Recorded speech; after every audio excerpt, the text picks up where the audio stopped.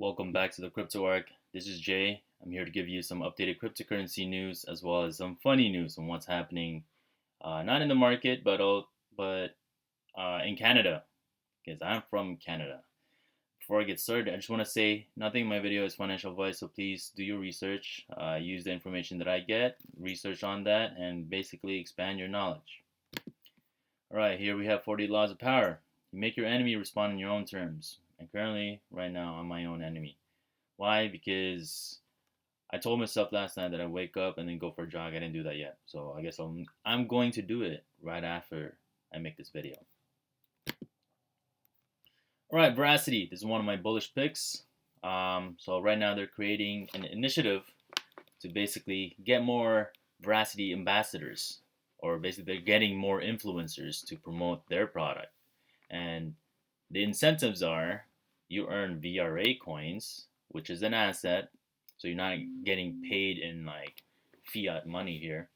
And you also get the Veraleader badge to indicate that you're an official ambassador. You know, having an authority like that makes you look cooler. Now, you'll also get custom swag, and the more part, this one remains a mystery and it draws me in even more because of the more part. So I signed up for this. If you do want to sign up, you have until the end of July 31st to submit your applications. And here are some of the things that are required. You got to be bilingual in English and the native language concerned. Let's see, you got to have excellent communication skills, problem solving mindset, and ability to take ownership of your role. Because as an ambassador, you got a lot of things in your plate. You got to tell people about Verasity. Must be experienced and knowledgeable in the crypto market. Naturally friendly attitude and good people skills. Possess efficiency, empathy, and effectiveness towards our international community members, and be able to personalize your service in a professionally appropriate manner. Yeah, hopefully I get it. And hopefully you get it as well when you become a Verasity ambassador. Alright, so here we have Vivi dropping a new collection of these weird looking rabbits.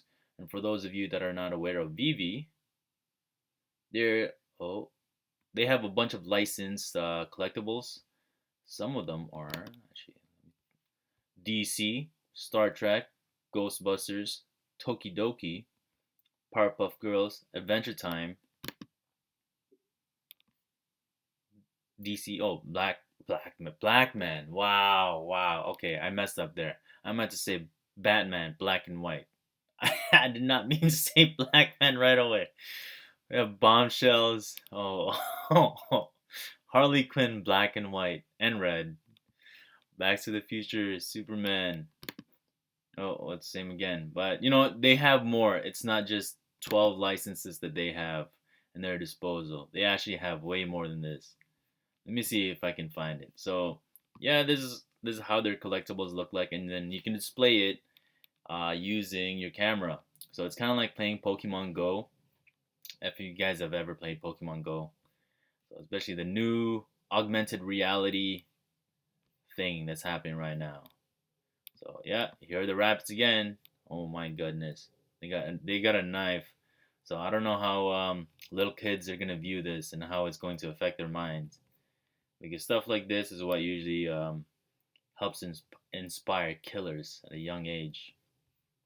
And of course, yeah, here are some of the other collectibles that they displayed before. And right now, I think you gotta get. I'm not sure if you're able to use Omi yet, but they allow you to have crystals or something. Like you gotta buy the crystals and use those crystals to exchange for these collectibles.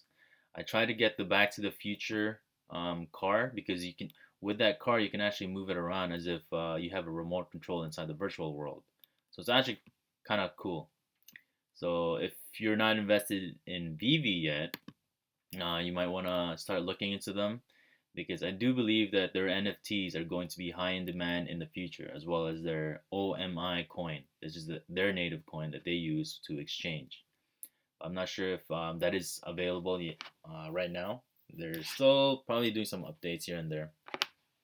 But of course, in order for you to get like super accurate information that you understand best, you got to research it yourself, because my way of information delivery might not be, um, you know, compatible with your ability to, absorb the information. I'm not saying that you're dumb. I'm not saying that I'm dumb.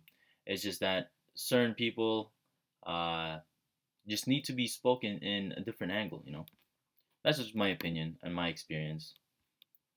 Oh, well, we already talked about that and that as well. That too. All right, so DPETs, this is in the Kai ecosystem. So here's their update. So the CEO of Cardia Chain has now become the CEO of my DeFi pet as well. So if you're bullish in Cardia Chain, you should now be more bullish or just as bullish in my DeFi pet. These gaming are, it's not just my DeFi pet, it's all Axie Infinity as well. They're basically merging gaming and DeFi together. So people in the future that have my DeFi pets are playing this, they're going to be making money on the side while playing the game. So it's basically play to earn. And yes, I'm not saying this is a new innovation. They've already created that before. Like before, I used to play MapleStory quite a lot, and I would sell miso coins or the gold coins that you find in there in exchange for some money. So like people were doing what do you call it? What's that thing called when you exchange services? I'm having a little brain fart right now. Oh my god, barter system. Yes, I used to do that as well as sell characters. So, but now they're evolving that idea, so you can now get paid in actual crypto coins while playing their game. All right, so let's get some funny news. Here we have a Canadian Museum for Human Rights. Now, here's the funny part. In compliance with the current public health and order in Manitoba, the museum reopens this day. All visitors 12 and older must provide an official proof of full vaccination against COVID-19. Ah, I wasn't supposed to say that. Oh well, along with photo ID. So, I find that kind of weird. A Canadian Museum for Human Rights. You have no rights to go inside unless you have full proof of full vaccination. Yeah, that's how it is in Canada, guys. And we just recently reopened as well. Keep that in mind.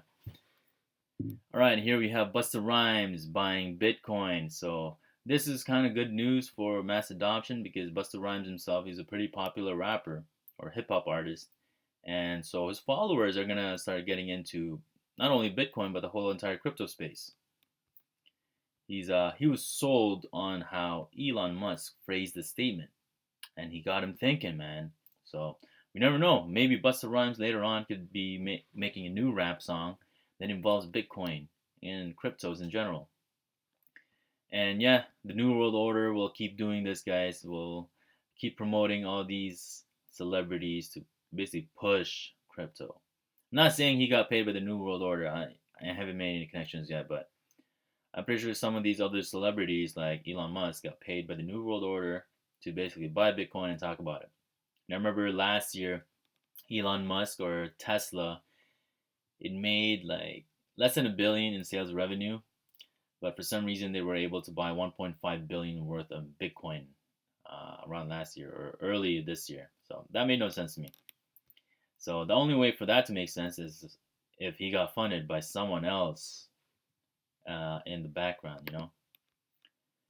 All right, here we have India's central bank considering pilot programs for CBDC. So once again, the CBDC narratives are ramping up. Next month, Jerome Powell of the U.S. Fed, he is going to be talking about the digital dollar as well, which is the CBDC, and a lot of nations or countries in the eastern part, especially Europe, they've been talking about CBDCs as well. And yeah, these are basically going to be like stable coins. I'm pretty sure. The only caveat is that they have full control of it. So let's say they do give it to you, you get it for free. They're going to tell you to basically use it in a short amount of time, probably like in the span of, let's say, 6 months. Otherwise, it's going to go away. So they're basically just trying to control people, how to spend it, when to spend it, where to spend it. That's how it is with CBDCs, and they might extend that rule to or regulations to crypto as well. You never know. As of right now, things are still in the wild, wild west. And even though it's volatile, there is also a lot of money to be made, guys. So do not be scared. Do not be scared of these volatility. It is quite normal. And yeah, there is a lot of risk involved when it comes to cryptos, but yeah, you just gotta understand how they play the game and who the big players are, so that way you don't get too stressed or get shaken out of your position. All right, JPMorgan Chase and Company. JPMorgan is now giving its clients access to crypto funds, and some of these clients are able to have access to Grayscale's Bitcoin Trust, Bitcoin Cash Trust, Ethereum Classic, and Osprey Bitcoin Trust. So this is going to make Grayscale a bigger whale, because now JP Morgan's clients can now buy some of their trust. And overall, that is good news for crypto, because wherever Bitcoin goes, the rest of the market just follows. But once again, it does make Grayscale a bigger manipulator when it comes to moving the market. And now I do believe that we do have to pay attention to Osprey as well, because some of these investment companies, they do lockup periods like Grayscale just did. They actually just released a lockup period a couple of days ago, and that created some selling pressure in the market. And yeah, on Monday we did take a dip on Tuesday, and then we went back up. And yeah, let's see. That's it for that one. Oh, also, guys, with these big banks talking about this, it's weird because, hold on, which bank was it? BlackRock, yeah. So it was BlackRock that said his clients are showing very little signs of gaining interest towards crypto. But then you have bigger banks like JP Morgan, Bank of America, opening cryptos to their clients. So there's a lot of manipulation in the media that's involved, guys. Just keep that in mind. All right, Wyre partners with Polygon to offer USDC to customers. So USDC is that US dollar that's put in the blockchain, and all they're doing basically is providing more ways for people to move from fiat to go into the blockchain right here, to provide a fiat on-ramp to customers across the world. And yes, a lot of the big players have been working on making the USDC the global stablecoin for the US. And as of currently, the US is still the world reserve currency, and they're not going to go away anytime soon. But slowly and slowly, the digital yuan from China is going to gain traction, and eventually China will become the new world reserve. That is my opinion, just based on the rise in power of China, and also just the overall movement in the economy, man. It's just everything is leaning towards China. And last year they were the only country that had a positive GDP, while all the other countries were suffering from the pandemic. So overall, these stable coins like USDC, they're basically like fiat. They're basically fiat digitized in the blockchain. And yep, every single country is going to do the same for their fiat currency as well. Anyways, that is all I have for this video. If you did like this video, please press that like button. Also share the video as well. And also subscribe and press that notification bell button, so that way you're notified of when I come up with the next video. Take care.